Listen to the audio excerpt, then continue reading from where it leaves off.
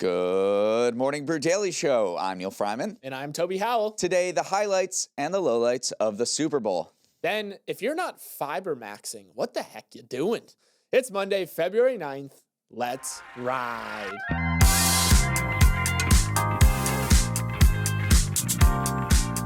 Good morning and welcome back to the week. If your office is looking a little empty today, it might be because some of your coworkers have come down with the old Super Bowl flu. Even before last night's game, about 1 in 100 workers scheduled PTO, according to HR platform Bamboo, and ultimately over 26 million may miss work today.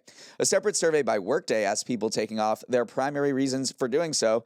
45% said they needed to catch up on sleep, 34% said they were feeling unmotivated, and 27% acknowledged they'll be too hungover. You know, it's going to be even worse next year, though. The Super Bowl lands on February 14th. You know what day that is, Neal? I think I have an idea. It marks 10 days until my birthday, and it's also Valentine's Day. Is no holiday sacred anymore. The NFL has come for Thanksgiving. The NFL has come for Christmas Day. Now they have overtaken Valentine's Day. Just as Monday brings a surge of the Super Bowl flu, I'm predicting next year will bring a surge of brunch reservations rather than dinner reservations. But the relationship strife will hopefully be worth it because the day after the Super Bowl is President's Day, which is a national holiday. So hopefully that will smooth things over and give you plenty of time to do the dishes left over from the Super Bowl party. And now an ad from our new sponsor, FlavCity. Top of the morning to you, Neal. Toby, it is way too early for this. Well, you sound like a guy who didn't get enough protein yet today, and your wee little arms only prove it. Too bad you don't have your own delicious all-in-one protein smoothie made with FlavCity's Shamrock flavor. My arms are not weak. Oh, they're wee, all right, and you're missing out. FlavCity is made with all real ingredients, 25 grams of protein, 10 grams of collagen, and it doesn't taste like kissing the pavement after a lad's night out. It's my secret to turning every day into my own pot of gold. Head to shopflavcity.com to try any of their delicious flavors and hopefully make Toby stop doing this voice. That's shopflavcity.com. Well, the big game was yesterday, and for a while there, it looked like Neal and I were going to score as many points as the entire Patriots offense. Eventually, the Seahawks prevailed, making Sam Darnold the first ginger quarterback to win a Super Bowl in league history. I made that stat up, but it feels right. As for the rest of the spectacle, Bad Bunny did his thing during halftime, bringing out Lady Gaga for a surprise appearance, in addition to some cameos from Alex Earl, Jessica Alba, Karol G, and Ricky Martin, and a really cool set design. I hummed along, and yes, my hips were moving. The ads, which cost as much as $10 million for 30 seconds, were dominated by AI and Mr. Rogers. Anthropic's ad making fun of OpenAI's incorporation of ads seemed to have fallen flat to a wider audience, but Mr. Rogers and his unique brand of neighborliness were invoked in both an NFL and a Rocket Mortgage commercial. Seemed like kindness was a theme. Other standouts were a really freaky Dunkin' Donuts spot with de-aged stars from Good Will Hunting, Friends, and Cheers. Post Malone fell down a hill for Bud Light, and Coinbase literally played the karaoke lyrics to Everybody by the Backstreet Boys for their entire ad. Neal, Seattle won the game, but I'd argue the biggest winner yesterday was the broadcaster NBC. NBC is airing the Olympics alongside the Super Bowl, meaning a lot of eyeballs and a lot of money are coming their way right now. But first things first, how did your 9-layer dip go over? Well, it was certainly more satisfying than the game that was played on the field. I'll tell you that. Let's talk about this Coinbase ad because this was my experience, and I wonder if this also happened to everybody. At our party, everyone started singing along once they realized this was karaoke, and it was very cool. The vibes were very high, and then at the end, the Coinbase logo comes on, and then there was just very loud booing and jeering. We all know Bitcoin and crypto is absolutely in the dumps right now, and I don't think anything better encapsulates the mood around the crypto market or these particular platforms than what happened there. I think that experience was shared across many households, but it's smart because Coinbase are like, most people are watching their phones. It's kind of like how Netflix shows are being watched right now as a second screen. So they're like, let's break the sensory moment here and do this big karaoke spot. Another ad that stood out to me was Salesforce's ad with Mr. Beast. This was very polarizing because a lot of people said it wasn't pulled off well, but essentially Mr. Beast came on screen and it's like, hey, I have $1 million waiting for someone who slacks me the correct answer to this riddle I'm about to lay out for you all. Look for little Easter eggs in this ad. Look for Easter eggs in other videos I have put out. And whoever solves this problem first gets the $1 million.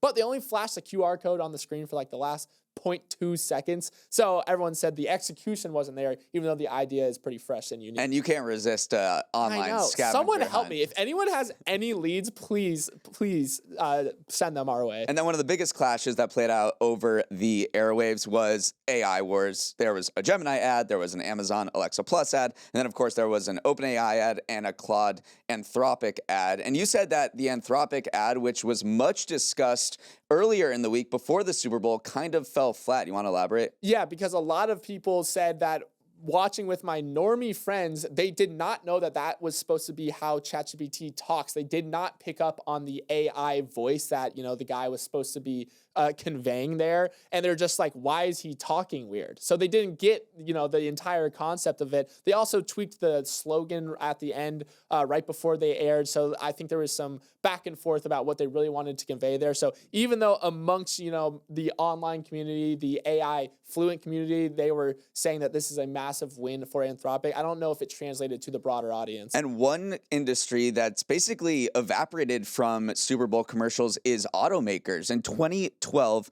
automakers accounted for 40% of Super Bowl ad minutes. So if you're watching the Super Bowl back then, you were blasted with car ads. Last year, it dropped all the way to 7%. And then this year, only 3 automakers aired ads for just 2 minutes. So that industry is going through a whole lot of trouble right now. And I think that is reflected in the lack of Super Bowl commercials that they bought. I also want to talk about just some funny stats that I have for you all. So Bad Bunny had a pretty well-received halftime show, but he also was carrying a football throughout that halftime show. And Next Gen Stats, which provides stats to the NFL, said that he actually traveled 124.4 yards with the football during his halftime show. The Patriots rushed for 70 yards total in the entire game. So Bad Bunny outgained the Patriots by a pretty hefty margin. And this halftime show, it was visually stunning. I think a lot of people had a very similar experience where I was like, this is incredible to look at, and the music's good.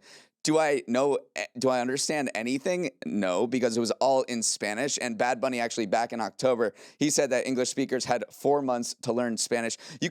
To understand what he was saying, you can understand why the NFL picked Bad Bunny. He was the #1 streamed artist globally last year on Spotify, and he has been for 4 out of the last 5 years. The NFL is making a huge push internationally. They held 7 international games in the past year, and they're doing the same in the upcoming season. Babbel said it's a language teaching app, said that the share of American users studying Spanish shot up from 26% in 2012 to 60% in 2025. So Bad Bunny, just sort of celebrating Latino heritage in the United States, certainly tapped into that. We have to mention there was also an alternate broadcast of a halftime show because a lot of conservatives push back against Bad Bunny.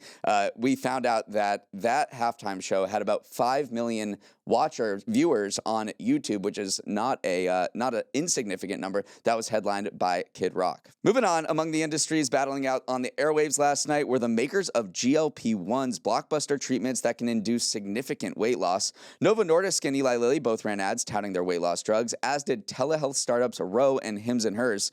The ad wars come at a particularly dramatic time for GLP-1s, where prices are plummeting and the battle for market share is cutthroat. Much of the recent drama started last Thursday when Hims & Hers released a knockoff of Novo Nordisk's Wegovy pill at a shocking price point, $49 for the first month, undercutting Novo's offering by $100. Hims & Hers has become one of the top-selling brands for what are known as compounded weight loss drugs, which don't go through a clinical trial process and don't require FDA approval. The release was almost immediately met by criticism and the threat of legal action by the Trump administration's health department. FDA Commissioner Marty McCary said that his agency would, quote, take swift action against companies mass marketing illegal copycat drugs, claiming they're similar to FDA-approved products. Rather than lawyer up, Hims & Hers waved the white flag. On Saturday, the company said it would stop selling its knockoff Wegovy pill after, quote, constructive conversations with stakeholders across the industry. But this is not the last we'll hear of this controversy. Yeah, I want to dive into what compounding drugs are and why they are sort of a loophole for these pharmacies. So compounding allows you to do 2 things. One, you can say that you're customizing formulas for patients, so you can add a little, vitamin or like a B12 into a semaglutide and say, this is a new product that I can sell to consumers. But also the real Trojan horse that allowed these to enter the market is shortages. Remember, if you go back to 2024, GLP-1 drugs became all the rage, and all the ingredients that went into making Ozempic, Wegovy, Mounjaro, Zepbound entered shortages, and there the FDA actually steps in and says, hey, compounders, we need you right now. We are opening the floodgates for you to provide these medications to people. And that just absolutely rose their star. It just made them a lot more popular. Those shortages ended in late 2024 and early 2025. And the FDA has tried to step in and say, hey, stop making these copycats. But again, the floodgates were open. It's very hard to, once the golden goose has been established, you can't say to hims and hers, I want to take that away. They're going to fight tooth and nail for it. And the entrance of these telehealth startups like Roe, which had a commercial last night that starred Serena Williams, and hims and hers has led to a very bizarre price war in the GLP-1 space. And pharmaceutical industry experts are saying, we have never seen anything like this. Usually when a pharmaceutical product comes out, it is patented by a company and the price rises over time. But here we're seeing a dramatic fall in prices. Just 2 years ago, a GLP-1 prescription basically cost an uninsured patient more than $1,000 a month. Remember, Bernie Sanders, others were very outraged about this, how much it would cost. But today, Novo Nordisk released a Wegovy pill that starts at just $149 through a cash pay program. And that cash pay is the key piece here. Insurers were very slow to get hip to the GLP-1 trend. They weren't offering it, so people just said, I want to do this. I'm going to pay cash. And that led to this price war that resembles more of a high-growth consumer product rather than a pharmaceutical treatment. And it has exacerbated the gap between Eli Lilly and Novo Nordisk. Even though Novo Nordisk was the original one to the space with Ozempic, they were the ones who popularized the entire category. They have been left behind by Eli Lilly. Eli Lilly now claims a 60% share of the U.S. GLP-1 market, which is, they were not ahead to start, but they have made up ground in the process because they've been able to meet these people where they're at in terms of price. Novo Nordisk has started cutting prices aggressively to try to catch up, but they're expecting 2026 sales to fall 5% to 13%. They were a little late to the boat when it comes to this price. And their stock is just absolutely in the dumps, which is crazy. Their stock price is now lower than it was before this whole craze started in 2022. Welcome to Winners of the Weekend, the segment where Neal and I picked two stories that had a better weekend than the Patriots left tackle. I won the pre-show game of bench pressing. Neal has wee arms, so I'm up first. And my winner of the weekend is old-fashioned fiber because suddenly it's the dietary trend of the moment. For a long time, fiber was for old people, regulated to bland cereals that your grandparents ate. The prevailing thought was it's tough to market something that, in essence, makes you poop. But now brands are leaning into fiber's main value prop and doing it using the language all demographics respond to, potty humor. During the Super Bowl, you may have caught a Raisin Bran ad starring William Shatner, aka Will Shat, embracing this cereal at its bowel-moving best. In years past, maybe the sweetness of the raisins would have been highlighted, but now fiber is the star of the show because of changing nutrition trends. Protein has been the macro of the moment, but now fiber maxing is where it's at.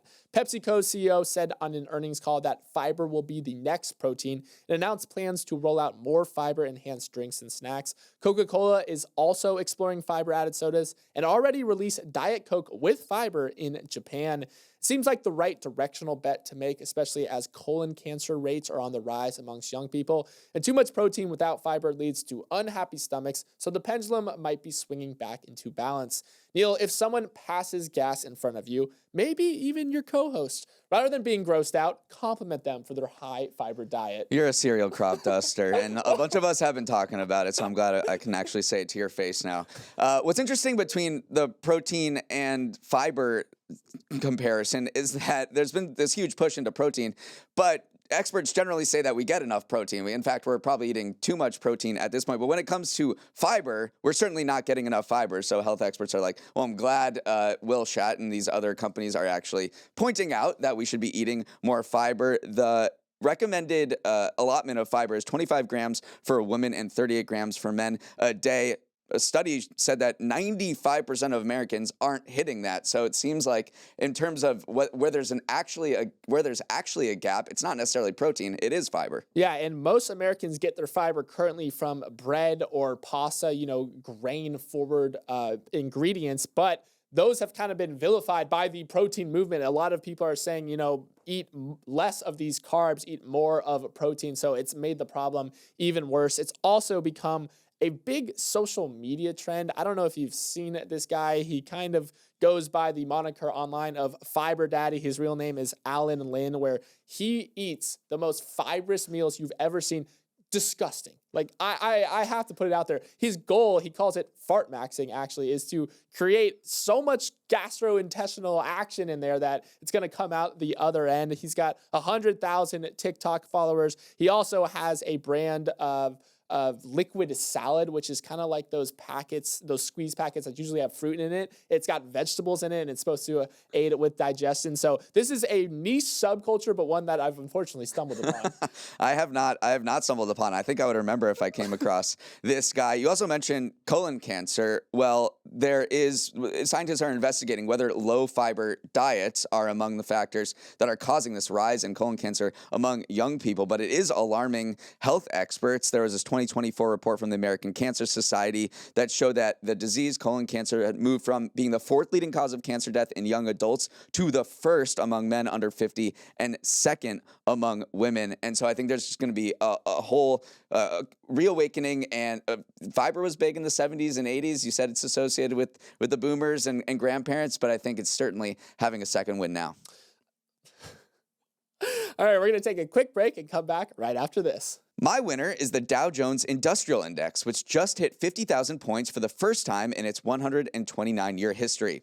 The big round number milestone came on Friday when, after being brutalized for much of the last week, the index popped off for 1,100 points, good for a mammoth 2.2% gain. Reaching 50K would have been unthinkable to Charles Dow and Edward Jones, the two journalists who established a basket of 12 stocks in 1896. No doubt they popped the champagne when the index doubled to 100 points in 1906, then expanded in 1928 to 30 stocks, the number it still holds today. They probably still wouldn't have thought 50K was possible when the Great Recession hit in 2008, sending the Dow to below 6,600 points. But thanks to a roaring American economy over the last 2 decades, the Dow kept on rising and blasted through 40,000 for the first time in 2024, then sprinted like a Dutch speed skater to 50 in less than 2 years for its fastest 10,000 point jump ever. Toby, among the 3 indexes, the Dow is the one you're most likely to tell, Grandpa, it's time to get you to bed. But this milestone shows that despite the Dow's many flaws, it still remains a potent indicator of Wall Street's rise through wars, crises, and pandemics. A lot of grandparent content this morning. Fiber's back. The Dow is back right now. But yeah, the Dow kind of gets made fun of a lot because it's looked at stodgy. It's, price weighted, not market cap rated. It's 30 of the largest blue chip companies in the US, but oftentimes people say that it's missing the moment. It doesn't feel modern anymore because it just doesn't appeal to younger investors with the techie names that they like to invest in. But the fact that we have seen the Dow do so well of late shows that maybe we're seeing a broadening of the stock market rally. So much of the gains over the past couple of years have been driven by a handful of mega cap stocks, the big tech, the Magnificent Seven, whatever you want to call it. But now people are rotating a little bit more into material sector, into consumer staples, into industrials, and the Dow usually does well when that rotation starts to occur. Yeah, let's talk about some of the names in the Dow. I mean, the number one weighted stock in the Dow that's really propelled it recently is Goldman Sachs. And then the second one is Caterpillar, which was our stock of the week on Friday. That just hit a record high. And what's the 6th most influential stock in the Dow, which is Sherwin-Williams, the paint company, a $90 billion company. If we're talking about real world companies, then this, I think Sherwin-Williams is certainly one of the ones you have to point to. You mentioned some of the criticism of the Dow, which is that it is weighted by share price and not by market cap. And that is certainly true. That's been one of the huge pushbacks against the Dow. And that leads to very weird situations where Sherwin-Williams is the 6th most influential stock in the Dow. And NVIDIA, which is the largest publicly traded company in the world, is ranked 20th. And we should add that NVIDIA and Microsoft didn't even get added to the Dow until 2024. So those are some of the reasons that, if you talk to a stock professional, they're going to say, don't look at the Dow. Look at the S&P 500 and also maybe look at the NASDAQ because that's a better indication of what's going on in the economy. And yet the Dow hit 50,000. It's worth celebrating. It does well, though, when you look in terms of historical continuity because it's always been valued this way.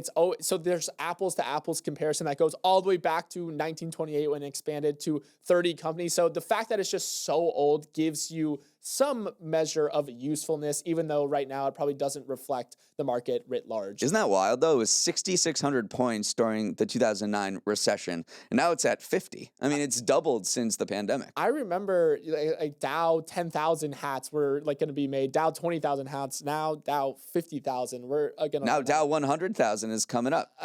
That's maybe. Knock on wood, Neal. Yeah. Jeez Louise. Okay, it's Monday again. So here's what you need to know to stay ahead in the week ahead. Wall Street will hope to find solid ground after a nauseating start to the year, though that is unlikely with a huge week on tap. We've got earnings coming from big names like McDonald's, Robinhood, Spotify, and Coca-Cola, as well as two crucial data releases, the delayed jobs report for January on Wednesday and the monthly inflation report on Friday. I think McDonald's and Coke earnings sort of qualify as crucial data releases too, because they tell us who is buying what. I'm looking at McDonald's traffic, particularly from lower income consumers, because if we flash back to its previous quarter's results, they cited a double-digit percentage drop in traffic from that demographic. And if we want to talk about a defensive stock, McDonald's is it. Basically what we were just talking about in the Dow segment. And also, fun fact about McDonald's earnings, I'm getting ahead of my skis here because we might talk about this later in the week. If it raises the dividend and pays out to investors later this year, which looks like it will, they will have increased their dividend for 50 consecutive years. That is reliable right there. The Winter Olympics enter their first full week in northern Italy, and if this weekend was any indication, you're going to want to have it up on your second monitor at work. Breezy Johnson won USA's first gold medal of the games in the women's downhill, while fellow American Lindsey Vonn crashed hard in a valiant, if perhaps ill-advised, attempt to race on a torn ACL. Plus, the quad god Ilya Malinin did a backflip as the U.S. claimed gold in the team figure skating competition. Meanwhile, I am all in on the American mixed doubles curling team of Corey Teesey and Corey Dropkin, who booked their spot in the upcoming medal round. Breezy Johnson, best name in sports, best name in the Olympics. And also, we are fully addicted to curling. Corey Dropkin sweeps harder than any person I've ever seen in all my years watching curling. I haven't watched that many years, but I also do want to shout out the Swiss women's hockey team, specifically their goaltender. They lost 4-0 to Canada in their second game. 4-0 seems like a bad game for the goaltender until you see that she faced 55 shots and she stopped 51 of them. That is an MVP performance in my book. On Friday, possibly the most controversial movie of the year hits theaters, Wuthering Heights. Starring Margot Robbie and Jacob Elordi, the adaptation of Emily Bronte's 19th century novel has been the talk of Tinseltown for its amped-up sexuality and anachronisms like Charlie XCX on the trailer soundtrack. But shock and awe is to be expected from director Emerald Fennell, who was also behind Promising Young Woman and Saltburn. I am obviously seeing this. I am also all in on Emerald Fennell. Loved Saltburn. I do have a confession, though. I know nothing about Wuthering Heights. I couldn't tell you the plot other than it's a story for yearners, so I need to educate myself, or should I go and just... No, I'll give you the book. I read it last year. Little flex right I thought it was going to be this classic Victorian love story, but it is cursed. There's ghosts. It's haunted. It's very gothic. Like, will keep you up at night. Everyone is extremely mean to each other. I was very much shocked when I read this book. I thought it was going to be, and here we are courting each other in the, on the estate, and it was absolutely not. Like, it was cursed at many points. So I will give it to you, and I want to know what you think. That was a very good book review, and it did make me want to read the book, so well done there. And hopefully see the movie. If Wuthering Heights doesn't quench your thirst for romance or lust, Saturday is Valentine's Day, preceded by Galentine's Day on Friday, a Leslie Knope original, where ladies celebrate ladies. What's the guy's version of Galentine's Day? Is that just the Super Bowl? That's just what I was thinking. It's maybe that, but that's not men celebrating men. That's everyone getting together. If you think about it a little bit. I mean, maybe it's the men's March Madness tournament on Thursday. True. Yeah. Okay, that is all the time we have. Thanks so much for starting your morning with us, and have a wonderful start to the week. If you want to get in touch, send an email to morningbrewdaily@morningbrew.com or DM us on Instagram @MBDailyShow. Let's roll the credits. Emily Milliron is our executive producer. Raymond Liu is our producer. Our associate producers are Olivia Graham and Olivia Lake. Hair and makeup, hope you feel better. That Super Bowl flu is nasty. Devin Emery is our president, and our show is a production of Morning Brew. Great show today, Neal. Let's run it back tomorrow.